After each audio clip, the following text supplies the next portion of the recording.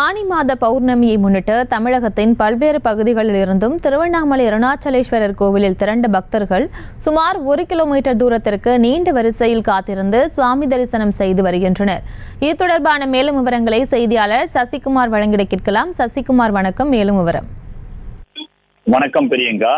திருவண்ணாமலை அருணாச்சலேஸ்வரர் திருக்கோயிலில் ஆனி மாத பௌர்ணமி தினமான இன்று ஏராளமான பக்தர்கள் அதிகாலை முதலே சாமி தரிசனம் செய்வதற்காக சுமார் 1 கிலோமீட்டர் தூரத்திற்கு நீண்ட வரிசையில் காத்திருந்து சாமி தரிசனம் செய்து வருகின்றனர்.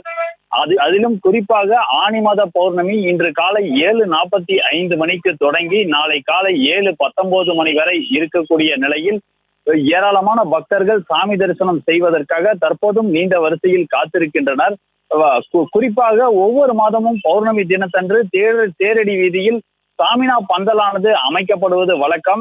இன்று வெயிலின் தாக்கம் காலையிலிருந்தே அதிகமாக இருக்கக்கூடிய சூழ்நிலையில் சிறியவர்கள், முதியவர்கள் என ஏராளமானோர் அந்த வெயிலில் நிற்கக்கூடிய நிலையானது ஏற்பட்டிருக்கிறது.